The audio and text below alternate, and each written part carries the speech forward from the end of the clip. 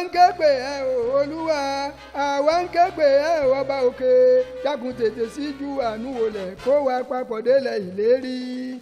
òótọ́ ọ̀rọ̀ láti kó gbogbo èèyàn dé ilẹ̀ ìlérí kò ṣòro fún ọlọ́run láti ṣe ṣùgbọ́n gbogbo àwọn èèyàn tó wá tàkìtì ìpàkọ́ yìí ń kọ́ ìdí nìyí o tí olúwa fi gbé iṣẹ́ ìkéde ìgbàlá ayérayé ọ̀nà láti dé ilẹ̀ ìlérí yìí lé wòlíì ìgbẹ̀yìn tí wòlíì kankan ò tún ní wá lẹ́yìn rẹ̀ mọ́ lọ́wọ́ ìyẹn prophet usman sabitu abiodun oyedele ọmọ aláṣẹ ọ̀run gbogbo ìlànà bí a ṣe tẹ́tí a ṣe tọ̀ láti dé ilẹ̀ ìlérí ẹlẹ́ẹ̀kejì fún gbogbo ayé bẹ̀rẹ̀ látòrí bí oníkálukú ó ṣe rí ẹ̀tọ́ rẹ̀ gbà àti gbogbo àwọn nǹkan wọ̀nyí bíi ìlànà pípínyà láìsí ìjà láìsíta láàrin ẹ̀yà Ìgbò Haúsá Yorùbá àti Middle Belt àti ìlànà fún àwọn Fúlàní láti máa dáná jẹ ní ọ̀nà tó tọ́ pẹ̀lú ìlànà tí àwọn Boko Haram àti àwọn bandits ó fi kó ìbọn dà sílẹ̀ pé àwọn ò jagun mọ́ lẹ́yìn tá a bá ti fi tọ́lọ́run síwájú tí ìwà ìjínigbé àti ìpànìyàn pẹ̀lú ìwà ìfiniṣètùtù ọlẹ̀ ó sì dohun ìgbàgbé pátápátá pẹ̀lú ọ̀nà àbáyọ lórí coronavirus ẹni ó bá mojú ajá ní ìdájà èèyàn tó bá mojú ògún ní dàbìnrin bẹ́ẹ̀ èèyàn tó bá tó kinní fi làájí oṣó prophet usman sabitu abiodun oyedele wòlíì ìgbẹ̀yìn ló kájú ẹ gẹ́gẹ́ bí ọmọ aláṣẹ ọ̀run tí ọlọ́run gbé gbogbo iṣẹ́ náà lé lọ́wọ́ kà tí olúwa sì fi àṣírí ńlá hàn pé ilẹ̀ ìlérí ẹlẹ́ẹ̀kejì tó ń bọ̀ wá fún gbogbo ayé ilẹ̀ ìbàdàn ni yóò sọ̀kalẹ̀ sí bàgẹ́ gẹ́gẹ́ bí ìlú tó tóbi jù ní ìwọ̀ oòrùn áfíríkà ẹ̀kúnrẹ́rẹ́ àlàyé gbogbo àwọn nǹkan wọ̀nyí ẹnu wòlíì àtúnṣe ìyẹn wòlíì ìgbẹ̀yìn prophet usman sabitu abiodun oyedele lẹ́yìn ti gbọ́ níbi tí wọ́n ti máa darí wa sínú bíbélì mímọ́ deuteronomy orí 10 ẹsẹ̀ 11 dé ẹsẹ̀ 14 láti ṣàlàyé ntọ́lọ́run ń béèrè fún wa lọ́wọ́ wa tíjọba ó fi fún kálukú ní ẹ̀tọ́ rẹ̀ tíjọba ó sì ráàyè fẹ̀dọ̀ lérí òróǹro ṣòjọba dáadáa ẹ pàdé wòlíì ìgbẹ̀yìn prophet usman sabitu abiodun oyedele ọmọ aláṣẹ ọ̀run lórí ìkànnì youtube facebook àti instagram orí ọ̀fẹ́ ń bẹ pé kẹ́ ẹ bá wa pín káàkiri àgbáyé fún ìbéèrè lórí ọ̀nà tí a gbàdé ilẹ̀ lérí àti ẹni tó bá fẹ́ fún wòlíì ìgbẹ̀yìn lọ́wọ́ lórí ètò yìí ẹ pè wòlíì ìgbẹ̀yìn sórí nọ́mbà yìí 08033378476 àti 08034141935 àpótí ìfìwéránṣẹ́ wọn ní P.O. Box 35511 Agodi Gate Ìbàdàn wẹ́bsáìtì wọn ní www.globalcorrection.com.ng ẹ bá wòlíì ìgbẹ̀yìn Abíọ́dún prophet Usman Sabitu sọ̀rọ̀ káyé máa gbọ́ ìròyìn ìbànújẹ́ ojoojúmọ́ kí kálukú lè rí ẹ̀tọ́ rẹ̀ gbà ayé inú à ń lọ sópin ẹ láìkí ẹ kẹ ṣí ààrẹ wìtìwìtì náà o ẹ farabalẹ̀ láti wò àti láti gbọ́ bó ṣe ń lọ lẹ́nu prophet Usman Sabitu Oyedele Abíọ́dún ọmọ aláṣẹ ọ̀run wòlíì ìgbẹ̀yìn. Takbir. Allahu Akbar. Praise God. Hallelujah. ìran làrán mi wá o prophet Usman Sabitu àkàfẹ́ ọmọ aláṣẹ ọ̀run mi ò rọra mi ìdọ̀wọ́ alárò àbí ìtọ́ran mi wá ìran làrán mi wá o prophet Usman Sabitu Oyedele ọmọ aláṣẹ ọ̀run mi ò rọra mi ìdọ̀wọ́ alárò àbí ìtọ́ran mi wá o ọlọ́run ọba tó ní sánmà méje ilẹ̀ méje wọn júbà yín o Allahu Akbar. mo júbà yín o Allahu Akbar. ẹ̀yin lẹ rán mi wá o ọlọ́run ọba náà ni ọba tí a gbé ògo fún tí a sì gbé yìí fún ọba tó ní kí ìmọ́lẹ̀ ó wà nígbà tí gbogbo nǹkan wà ní òkùnkùn biribiri tọ́dọ̀ gbogbo ní ọjọ́ mẹ́fà tó dá ènìyàn ní ọjọ́ kẹfà ọlọ́run bá wá wò ó èèyàn náà lọ́wọ́ àfàkóso lé ayé lé lọ́wọ́ látara ádámù àti éfà láti ìbẹ̀rẹ̀ ayé ẹ̀rí bá sì pọ̀ tó ilé ayé lónìí ẹ fògo fún ọlọ́run ọba mímọ́. Allahu Akbar. Praise God. Hallelujah. Mojúbà fún ọlọ́run ọba mímọ́ ọba lè wí lè ṣe ọba tó wà káyé tó wà ọba tó mú ohun gbogbo tó kólé ọmọ ènìyàn lọ́wọ́ mojúbà yín o ọlọ́run ọba fi rẹ̀ sí àwọ̀ sánmà ó dẹ̀ fi àpẹẹrẹ sílẹ̀ pé tá a bá fẹ́ rí òun ká mà pé òun ní ọlọ́run ọba mímọ́ kí ni àpẹẹrẹ tó fi sílẹ̀ fún wa nígbà tó fi rẹ̀ sósì rẹ̀ lọ́jọ́ tó gbé àkóso lé ádámù àti éfà lọ́wọ́ ó fi rẹ̀ sí ọ̀jọ̀ ní àwọ̀ sánmà kí ni àpẹẹrẹ tọ́lọ́run fi sílẹ̀ ni pé ó fi ara ẹ̀ sáwọ̀ sánmà tó bá fẹ́ fẹ́ràn pé kẹ́ ẹ máa rántí èmi pé mi lọ́lọ́run tí mo ní kí ìmọ̀lẹ́ ọ wà nígbà kan wà ní òkùnkùn gbé tọ́dún gbogbo jíjẹ mímu fún ọmọ ènìyàn.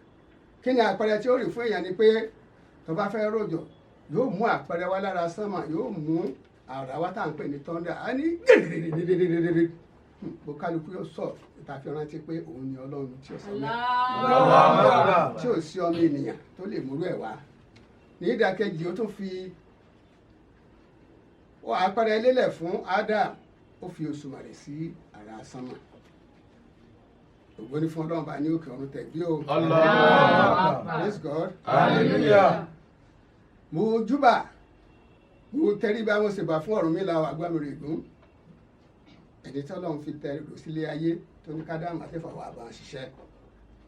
Ọ̀run lọ́mọ ẹni tí ọ̀nà ohun mo tẹríba níwájú yín o. Mo júbà fún Èṣù ọ̀dàrà tó jẹ́ kan nínú àwọn òjíṣẹ́ ọlọ́run tó jẹ́ mẹ́ta. Iṣẹ́ tí Èṣù bá ṣe kù ikú ni ó parí ẹ̀. Bí Èṣù ṣe jẹ́ àmọ̀sàrẹ̀ fún yín lọ́jọ́ iwájú. Mo júbà fún ikú, òun àti Èṣù wọn jọ ń ṣiṣẹ́ pọ̀. Gbogbo ènìyàn tí ń bẹ láyé àti tí mi àti tí mi, ikú ni ìgbẹ̀yìn rẹ̀ fún ọmọ ènìyàn. Allahu Akbar. Yẹ́n lọ human beings tẹ̀gbé. Allahu Hallelujah. Mo júbà fún áńgẹ́lì mímọ́ tá à ń pè ní Jibril, Kírísítẹ̀nì ń pè ní áńgẹ́lì Gabriel. Òun ni akó mímọ́ lé lọ́wọ́, òun náà ni ọlọ́run ọba mímọ́ náà. Nítorí pé ní ìgbà tí ilé ayé bá fẹ́ wá sí òpin, Èṣù ó kú àmọ́ wá sílẹ̀, ikú náà ó kú àmọ́ wá sílẹ̀. Olúwa nìkan ṣo ni ó kú. Kò sọ pé áńgẹ́lì mímọ́ kú o, ó fi sínú afẹ́fẹ́, tó bá fẹ́ rí òun ní òrì fún rẹ̀ yàtọ̀ fún pọ́nrán sí ènìyàn. Ọlọ́run nìkan ṣo ni ó kú ní ọjọ́ náà. Allahu Akbar. Tẹ̀gbé. Allahu Akbar. Òjúbà fún Ádámù àti Éfà o. Ibi tá à ń lọ ni mo dé yìí o, ẹni tó lọ́run ṣẹ̀dá ilé ayé. Ádámù àti Éfà gba ilé àpò náà ọgbà Édẹ́nì. Gbogbo ẹ̀ lọ́wọ́ gbogbo tá à ń sọ ń bí ló wà nínú fíìmù, ṣùgbọ́n nítorí wàhálà tó ṣẹlẹ̀ ilé ayé lónìí, torí COVID-19 àwọn wàhálà tó ṣẹlẹ̀ la fi wá gbé ilé ìjáde wa fẹ́ gbé fún àwọn àgbáyé. Ọlọ́run bá mímọ́ yóò jẹ́ ká gbọ́ ká gbà o. Àmín. Ádámù àti Éfà ń gbà ilé àpò náà ọgbà Édẹ́nì. Tí wọ́n rìnrìn àjò wọn, Ọ̀rúnmìlà ni wọ́n bá pàdé o. Ọ̀rọ̀ pọ̀ láàrin nítorí nǹkan tá a fẹ́ ṣe kò sí àsìkò. Nígbà tí Ádámù àti Éfà rìnrìn àjò wọn, ẹni tí wọ́n kọ́ rí ni wọ́n pàdé Ọ̀rúnmìlà. Ìgbà tó sọ fún ọkọ rẹ̀ lọ́wọ́ sọ fún wọn pé èdè tí mo gbé wá sílé ayé ní ìgbẹ̀yìn ayé yìí ò ní Éfà sọ fún lọ́lọ́run fi sí Éfà lẹ́nu. Èdè Yorùbá la fi pilẹ̀ ilé ayé, èdè Yorùbá náà ni ó tún parí ẹ̀. Tẹ̀gbé. Allahu Akbar. Kí ni Éfà sọ fún ọkọ rẹ̀ Ádámù nígbà tí wọ́n kan Ọ̀rúnmìlà tó wo bí ó jókòó sí ní ààyè rẹ̀ bí tí a dá sí. Éfà lọ́kọ́ sọ èdè Yorùbá jáde lẹ́nu ló ní Ádámù sórí àbó òrìṣà. Tẹ̀gbé. Allahu Akbar. Praise God. Hallelujah. So èdè Yorùbá tí a fi pè ilé ayé náà la fi wá rán mi wá ní èdè Yorùbá. Nigeria, giant of Africa. Ọ̀yọ́ State, Ibadan City, the largest city in the whole West Africa. Ọpẹ́ ni fún Ọlọ́run bá mi mọ́ lójú ọ̀run. Alhamdulillah. Àbádé náà àwọn àwẹ̀ tá a ti ṣe èdè Yorùbá tí mo gbé wá ìpọ́nbélé ni gbogbo ayé ọmọ akọ́. Gbogbo tí wọ́n gbé sínú tíra ní Kùránì á dá padà sí èdè Yorùbá. Èdè Yorùbá ni gbogbo ayé ọmọ sọ. Tá a bá ti gba ẹ̀rí wa wọlé o, Ọlọ́run jẹ́ kó rí bẹ́ẹ̀. Àmín. Ẹgbẹ́ Ọlọ́run tóbi. Allahu Akbar. Tẹ̀gbé o. Allahu Akbar. Praise God. Hallelujah. Lẹ́yìn náà mo júbà fún ànábì Nóà o, tí a fi ṣe èdè ayé Nóà. Orí ànúgbà ní ìbẹ̀rẹ̀ ayé rẹ̀, Nóà ó tún rí ànúgbà ní ìparí ayé rẹ̀ o. Ayé Nóà ń lọ sópin. Gbàtí Nóà náà gba àkóso lọ́dọ̀ Ọlọ́run ọba mímọ́, Nóà kígbe ìgbàlà fún àwọn èèyàn tó wà láyé nígbà náà. 100 ọdún àtogún ọdún ni wọn gbọ́ tiẹ̀ o. Èèyàn ìran 8 ilé ayé tá a wà lónìí. Èèyàn rẹ̀ 4 ogún ọdún lé kégbé 100 ọdún àti ogún ọdún.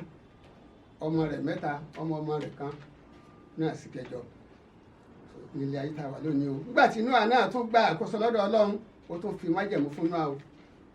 Ẹ lọ ka Bíbélì ọwọ́ inú Genesis ẹ̀ bá ń bẹ̀.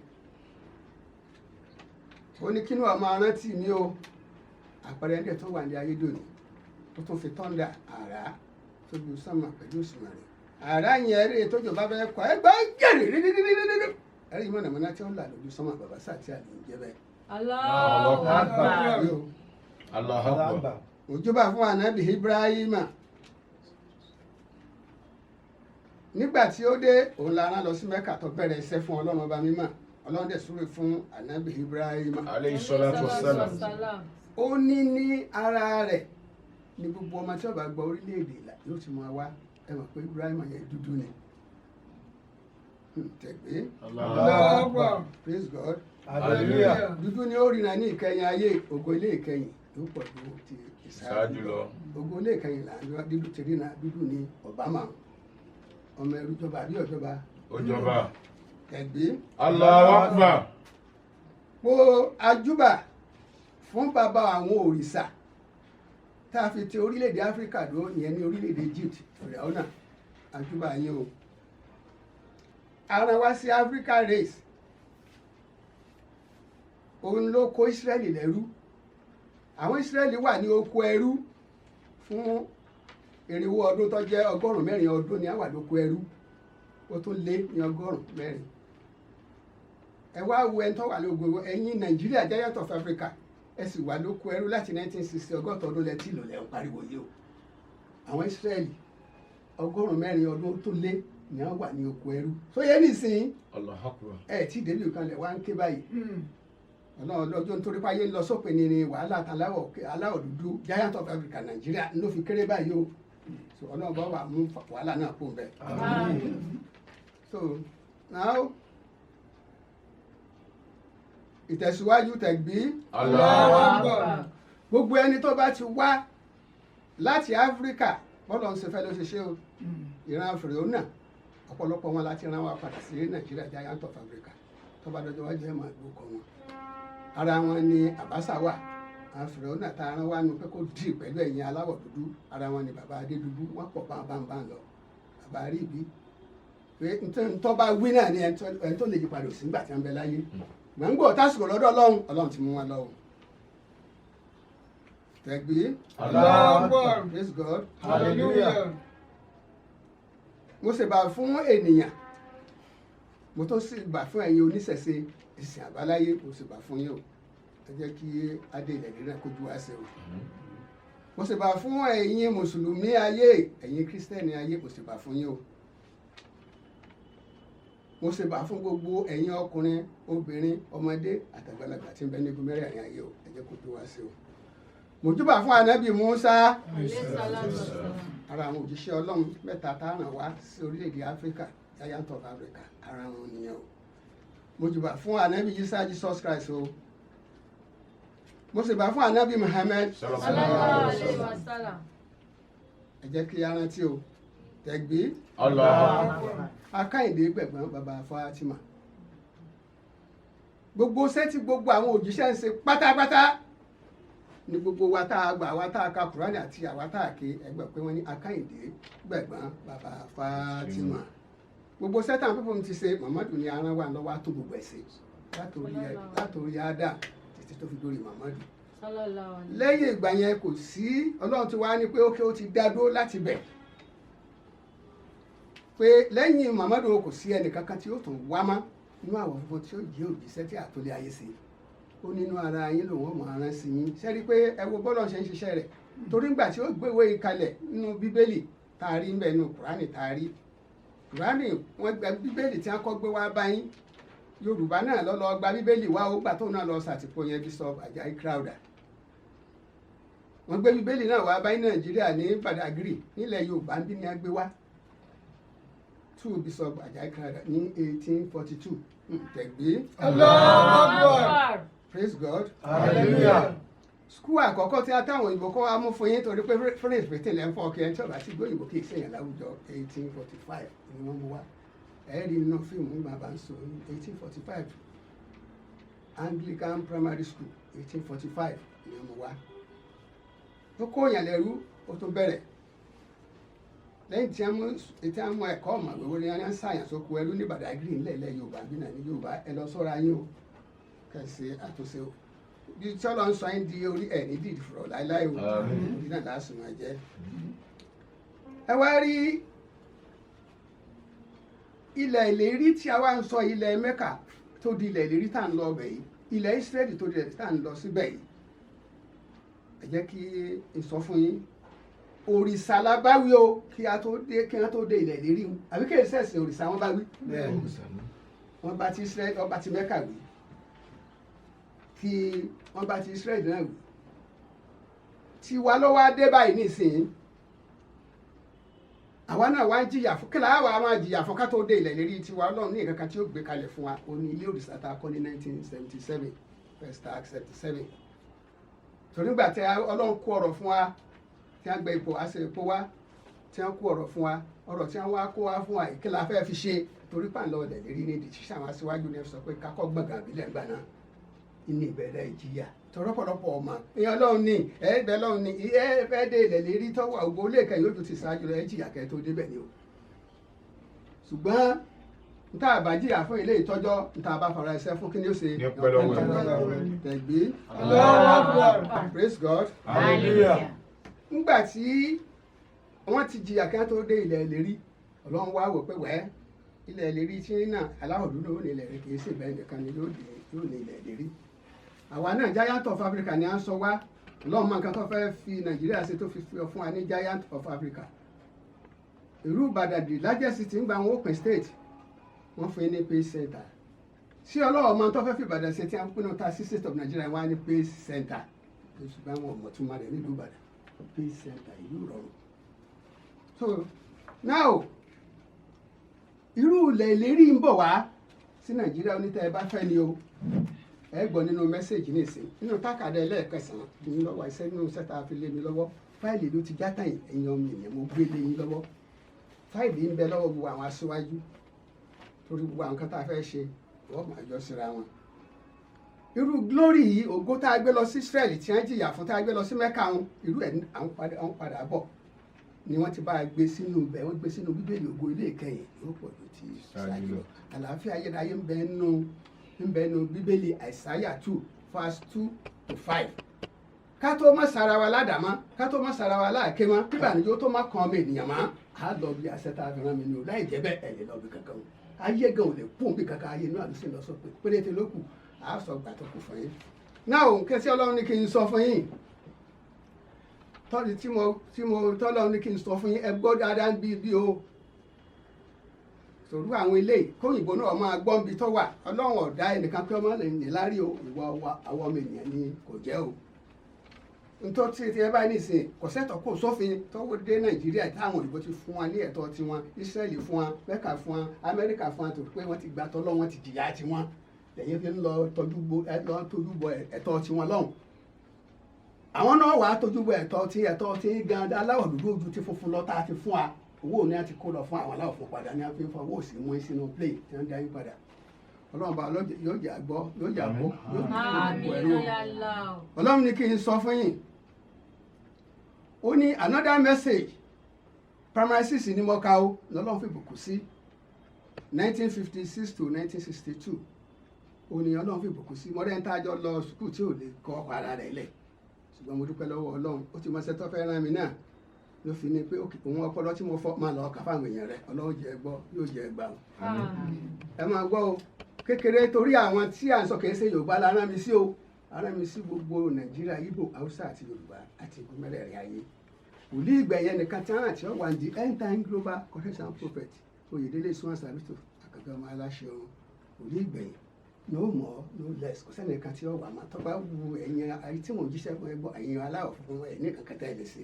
ẹ̀ ń bọ̀ àtẹríba fún dúdú ni o tẹ̀gbé Allahu Akbar. praise God Hallelujah. ẹ máa bá mi kọ́ lọ mẹ́sẹ̀gì náà sọ́nà tákàdá ẹlẹ́ẹ̀kẹsàn-án ojú ewé kọkàndínlógún date 24/10/2003 ni mo receive message mo sì kọ sílẹ̀ mo pé fún àwọn aṣíwájú tí message sọ ni pé another message from Holy Allah to Nigeria citizens God say even though OBJ hand over to anybody at all or even army overthrow power from the civilian without repent and condemn this idol home and build giant mosques giant church, intercede state of Nigeria, and repent our sin there. God Almighty Allah sent me Usman Sabitu, Ọmọ Aláṣẹ Ọ̀run, his messenger, to tell citizens of Nigeria that no government will rule Nigeria and succeed. Nigeria citizens will still remain in poverty forever. Allah. Praise God. Hallelujah. And this mosque and church I'm talking about, God Almighty want to make Nigeria only glory, only land again. When only Allah wanted to make Mecca holy land, I think all of you see the work. Only Allah sent Anabi Ibrahim and Nabi Muhammad. And you also see the work. Only Allah sent Moses, Jesus Christ, that turned Jerusalem, Israel to holy land. Allahu Akbar.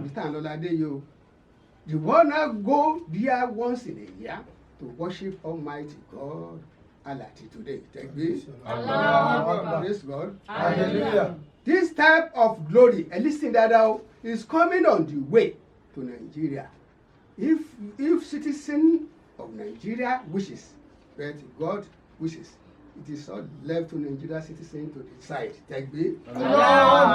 Praise God. Hallelujah. Àwọn tí ìwé ìbẹ lọ́wọ́ torí ọjọ́ iwájú kìí ṣe pé mo gbé sílé mi o bí mo ṣe bá ṣe fún mi revelation slip tó gbé lọ lọ́wọ́ àǹbẹ̀ photocopy ẹ̀ lọ́wọ́ àǹbẹ̀ ọ̀pọ̀lọpọ̀ lọ́wọ́ àwọn editor sóńgbà tá a dẹ̀ ṣe isi slip tá a gbé dọ́dọ̀ wọn yàtọ̀ fún àwọn ìlúsí tá a máa olè slip tó wà lẹ́yìn rẹ̀ ẹ máa wo ìwé ìbẹ slip bí mo ṣe gbé lọ gbogbo wọn láfihàn níbẹ̀ yẹn ìwé ìbẹ lọ́wọ́ Olúṣẹ́gun Ọbásanjọ́ His Excellency President Olúṣẹ́gun Ọbásanjọ́ House of Senate Adolph Wabara and all legislators Abuja House of Representatives Abuja posted with to Alhaji Bello Masari and other legislators Oyo State House of Assembly àwọn tí ìwé ìbẹ lọ́wọ́ tí mo kà fún ìtàn ni wọ́n gbé sọ sínú ilé ni o ṣé wọ́n ní Sábìtù ló ń bá mi sọ sórí tójú rẹ rí orí ibi tó rèdí tó jẹun lánàá kí ló dé tẹ́ fi tọ́lọ́run síwájú.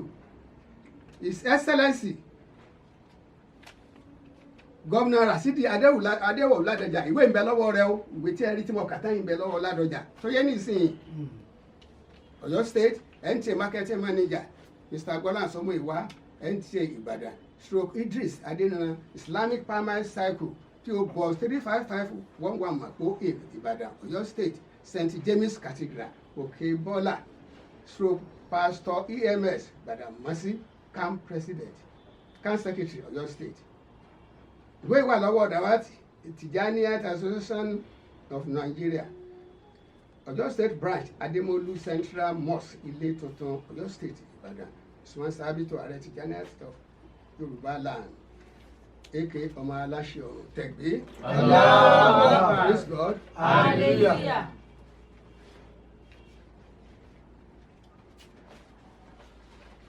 Now ọ̀rọ̀ ló dé ló ti lọ bẹ nísìnyí o bí níbi tí ọ̀rọ̀ dé dúró kí ọ̀rọ̀ máa lọ ẹ rí i pé kékeré yẹn ó ti tó fún wa fún àtúnṣe abáwulẹ̀ pé a máa lọ síwájú a máa lọ sí ẹ̀yìn mọ́ eléyìí ó ti tó fún ayé inú àti ńlọ sí lọ sópin now. a ń fi àkókò yìí rọ àwọn aláṣẹ lórílẹ̀‐èdè yìí àti gbogbo ènìyàn pé kí ẹ tẹ́tí gbọ́ iṣẹ́ àtúnṣe tí Ọlọ́run fi rán wòlíì àkókò yìí nítorí pé ìgbà péréte ni wòlíì ní láti rékọjá lọ jábọ̀ iṣẹ́ tí Olúwa fi rán kí aláwọ̀ dúdú lè bá jogún ilẹ̀ mímọ́ ẹlẹ́ẹ̀kejì tó jẹ́ ti gbogbo àgbáyé. Ara àwọn iṣẹ́ náà rèé o kíkọ́ mọ́sálásí tuntun pẹ̀lú church jẹ́ ohun ọ̀ranyàn ní ṣíṣe fún gbogbo ìjọba orílẹ̀-èdè Nàìjíríà léyìí tó jẹ́ pé àìgbọ́ rẹ̀ tàbí àìmúṣe ilẹ̀ mímọ́ yìí yóò bọ́ lọ́wọ́ orílẹ̀-èdè Nàìjíríà tí ó sì di èrè jẹ fún orílẹ̀-èdè mìíràn nítorí wípé nínú wákàtí 24 tí í ṣe odidi ọjọ́ kan aláwọ̀ funfun ti lo 20 wákàtí nígbà tí a fi wákàtí 4 yòókù fún aláwọ̀ dúdú láti fi ṣe àtúnṣe eléyìí tó jẹ́ wípé wákàtí 2 nírọ̀lẹ́ aago 5 sí méje àti wákàtí méjì láàárọ̀ 5 ìdájí sí 2 àárọ̀. àwa ń rọ gbogbo àwọn ìjọba ìpínlẹ̀ pàápàá jùlọ nílẹ̀ Yorùbá láti fọwọ́sowọ́pọ̀ pẹ̀lú ìjọba àpapọ̀ láti lè bá a kọ́ àwọn ilé ológo méjèèjì wọ̀nyí káàkiri gbogbo orílẹ̀-èdè Nàìjíríà. olú ìgbódégbó gbàgbó olú ọ̀nà dọ́nà ó gbọ̀nà ẹnìmọ̀nà ló yẹ ká tẹ̀lé wá jáde náà sùúrùra wá jáde náà sùúrùra. Oh yes, wòlíì ìgbẹ̀yìn káàbọ̀ prophet Usman Sabitu Abiodun Oyedele káàbọ̀ wòlíì ìgbẹ̀yìn tí wòlíì kankan ò tún ní wá lẹ́yìn rẹ̀ mọ́ prophet Usman Sabitu Abiodun Oyedele ọmọ aláṣẹ ọ̀run ẹni tí Olúwa gbé iṣẹ́ ìkéde ìgbàlá ayérayé láti dé ilẹ̀ ìlérí lé lọ́wọ́ gbogbo ìlànà bá ó ṣe tá ó ṣe tọ́ láti dé ilẹ̀ ìlérí ẹlẹ́ẹ̀kejì fún gbogbo ayé bẹ̀rẹ̀ látòrí bí oníkálukú ó ṣe rí ẹ̀tọ́ rẹ̀ gbà àti gbogbo àwọn nǹkan wọ̀nyí bíi ìlànà pípínyà láìsí ìjà láìsí ìta láàrin ẹ̀yà Ìgbò Haúsá Yorùbá àti Middle Belt àti ìlànà fún àwọn Fúlàní láti máa dáranjẹ ní ọ̀nà tó tọ́ pẹ̀lú ìlànà tí àwọn Boko Haram àti àwọn bandits ó fi kó ìbàdàn sílẹ̀ pé àwọn ò jagun mọ́ lẹ́yìn tá a bá ti fi tọ́lọ́run síwájú tí ìwà ìjínigbé àti ìpànìyàn pẹ̀lú ìwà ìfiniṣètùtù ọ̀lẹ̀ ó sì doyin ìgbàgbé pátápátá pẹ̀lú ọ̀nà àbáyọ lórí coronavirus. gbogbo àwọn nǹkan wọ̀nyí ni wòlíì ìgbẹ̀yìn prophet Usman Sabitu Abiodun Oyedele ti ṣe àkójọpọ̀ rẹ̀ sínú fídíò CD